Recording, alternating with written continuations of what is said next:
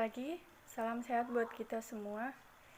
Baik, saya Lina Susilawati dari Program Studi Manajemen Fakultas Ekonomi dan Bisnis.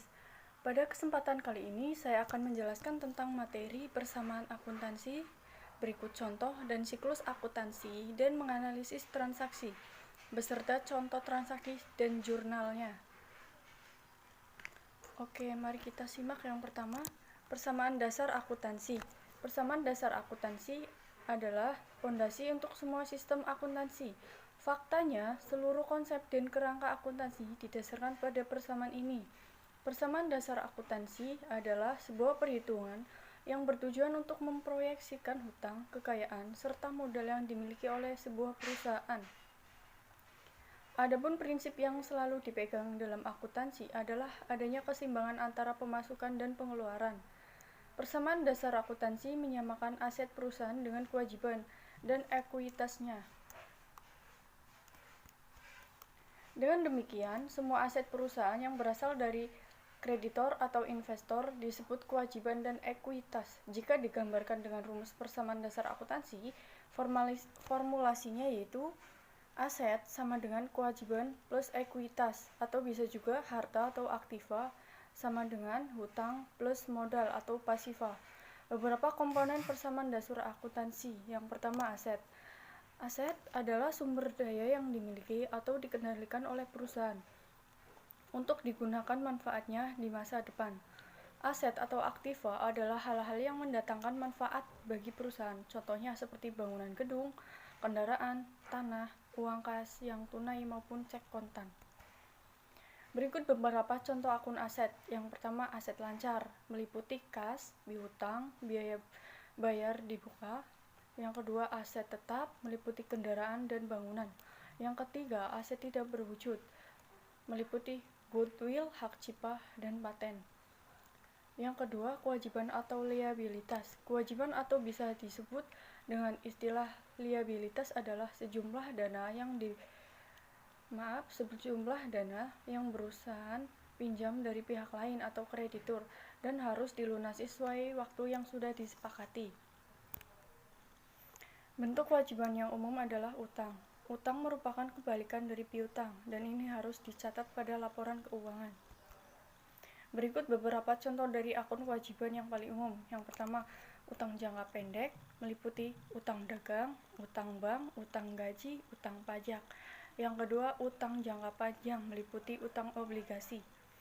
Yang ketiga, tentang ekuitas. Ekuitas adalah bagian dari aset perusahaan yang dimiliki oleh pemegang saham atau pihak ketiga dan masuk ke dalam rumus persamaan dasar akuntansi.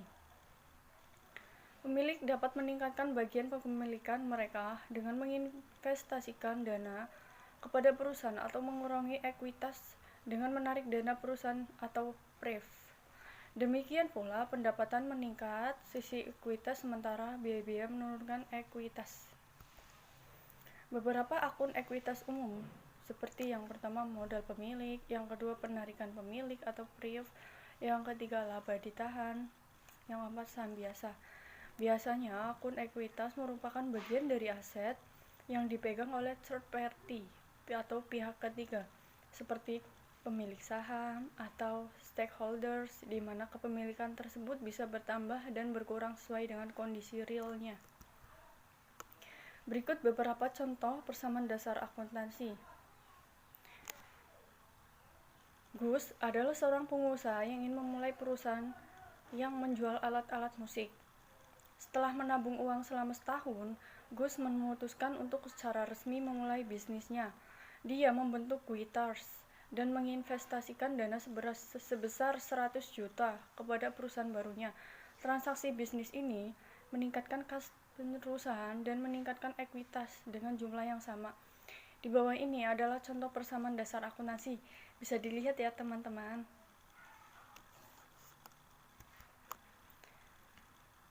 Setelah pembentukan perusahaan, Guitars perlu membeli beberapa persediaan gitar yang kemudian akan dijual kembali dengan total 80 juta.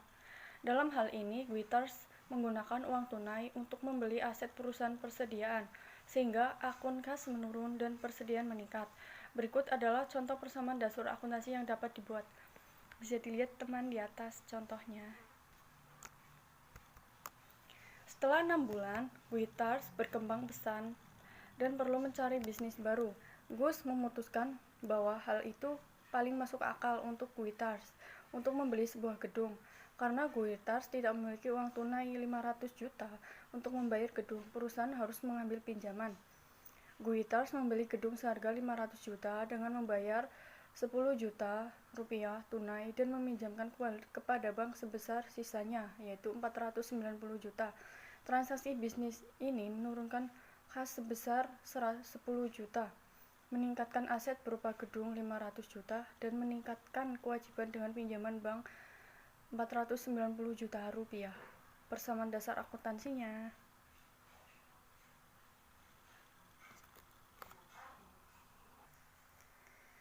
Berikutnya, materi tentang siklus akuntansi dan menganalisis transaksi.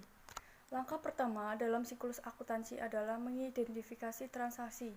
Akuntan harus mengidentifikasi transaksi sehingga dapat dicatat dengan benar. Tidak semua transaksi dapat dicatat. Transaksi yang dapat dicatat adalah transaksi yang mengakibatkan perusahaan posisi keuangan perusahaan dan dapat dinilai ke dalam unit moneter secara objektif. Selain itu, transaksi yang akan dicatat juga harus memiliki bukti. Jika tidak ada bukti, maka transaksi tidak dapat dicatat dan dilaporkan dalam laporan keuangan. Bukti transaksi biasanya berupa kwitansi, nota, faktur, bukti kas keluar, memo penghapusan piutang, dan lain sebagainya. Bukti-bukti tersebut tentu saja harus sah dan diverifikasi. Analisis transaksi dalam tahapan siklus akuntansi. Rumus persamaan dasar akuntansi yaitu aktiva sama dengan kewajiban plus ekuitas. Pencatatan transaksi pada jurnal. Setelah informasi transaksi dianalisis, kemudian dicatat secara runtut di buku jurnal. Jurnal adalah suatu catatan kronologis tentang transaksi-transaksi yang terjadi dalam suatu periode siklus akuntansi atau alur akuntansi. Proses pencatatan transaksi ke dalam jurnal disebut penjurnalan. Terdapat dua macam jenis jurnal dalam tahapan siklus akuntansi, yaitu jurnal umum dan jurnal khusus. Yang kedua, posting buku besar. Langkah selanjutnya dalam alur akuntansi atau urutan siklus akuntansi yaitu memposting transaksi yang sudah dicatat dalam jurnal ke dalam buku besar. Buku besar adalah kumpulan rekening-rekening pembukuan yang masing-masing digunakan untuk mencatat informasi tentang aktiva tertentu. Pada umumnya, perusahaan mempunyai daftar susunan rekening-rekening buku besar yang disebut chart of account. Masing-masing rekening biasanya diberi nomor kode untuk memudahkan dalam mengidentifikasi dan membuat cross-reference dengan pencatatan transaksi di dalam jurnal. Yang ketiga, penyusunan neraca saldo. Neraca saldo adalah daftar saldo rekening-rekening buku besar pada periode tertentu. Cara membuat neraca saldo sangat mudah. Anda hanya perlu memindahkan saldo yang ada di buku besar ke dalam neraca saldo untuk disatukan.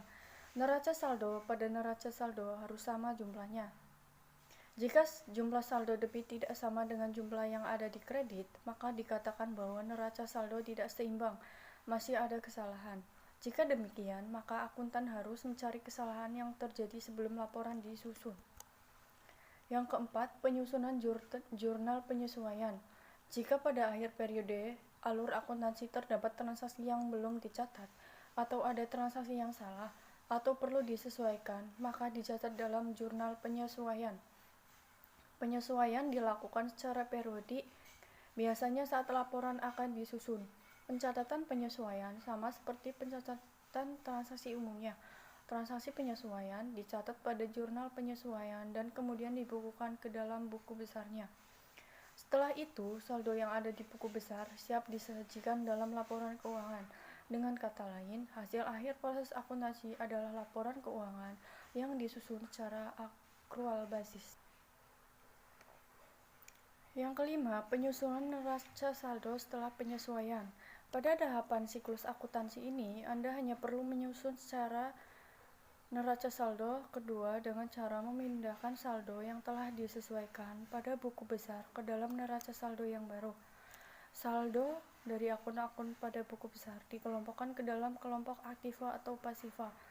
Saldo antara kelompok aktiva dan pasiva pada neraca saldo ini juga harus seimbang. Namun, ingat, saldo yang seimbang belum tentu benar, tetapi saldo yang benar pasti seimbang. Yang keenam, penyusunan laporan keuangan. Berdasarkan informasi pada neraca saldo, setelah penyesuaian, urutan siklus akuntansi selanjutnya yaitu menyusun laporan keuangan. Laporan keuangan yang disusun seperti: pertama, laporan laba rugi untuk menggambarkan kinerja perusahaan. Yang kedua, laporan perubahan modal untuk melihat perubahan modal yang telah terjadi. Yang ketiga, neraca dapat digunakan memprediksi likuiditas, solvensi, dan fleksibilitas. Yang keempat, laporan arus kas memberikan informasi yang relevan mengenai kas keluar dan kas masuk pada periode berjalan. Selanjutnya, tahap terakhir siklus akuntansi yaitu penyusunan jurnal penutup. Setelah membuat laporan keuangan, akuntan harus membuat jurnal penutup.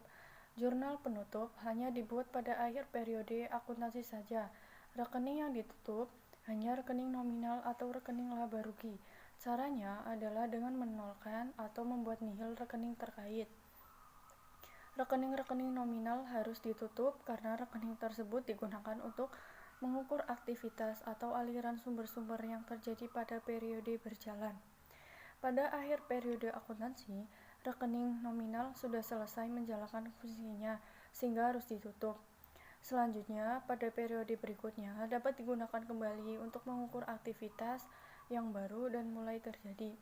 Tipsnya, gunakan program akuntansi yang memiliki fitur aplikasi pembukuan keuangan usaha supaya laporan menjadi lebih mudah.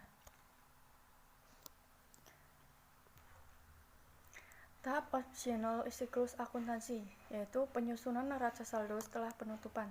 Pada langkah ini, akuntan menyusun neraca saldo setelah penutupan. Neraca saldo ini adalah daftar saldo rekening-rekening buku besar yang telah dibuatnya jurnal penutup. Oleh karena itu, neraca saldo ini hanya memuat saldo rekening-rekening permanen saja.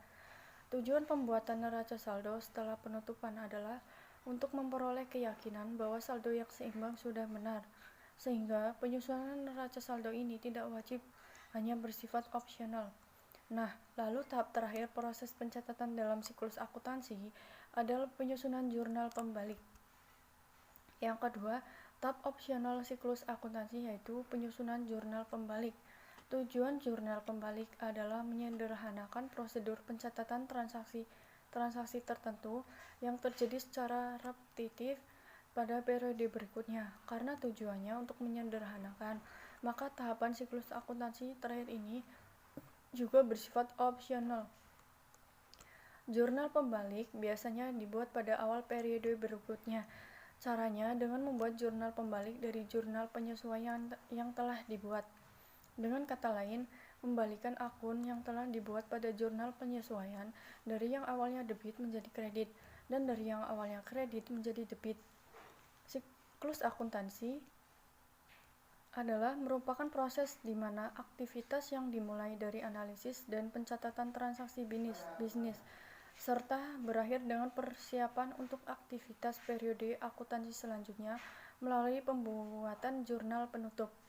Siklus pada alur akuntansi ini bukan hanya proses untuk pembuatan laporan keuangan. Pemanfaatan teknologi komputer sangat berdampak positif pada kegiatan akuntansi.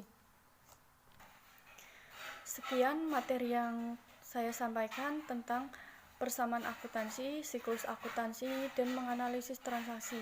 Semoga bermanfaat. Selamat menyaksikan.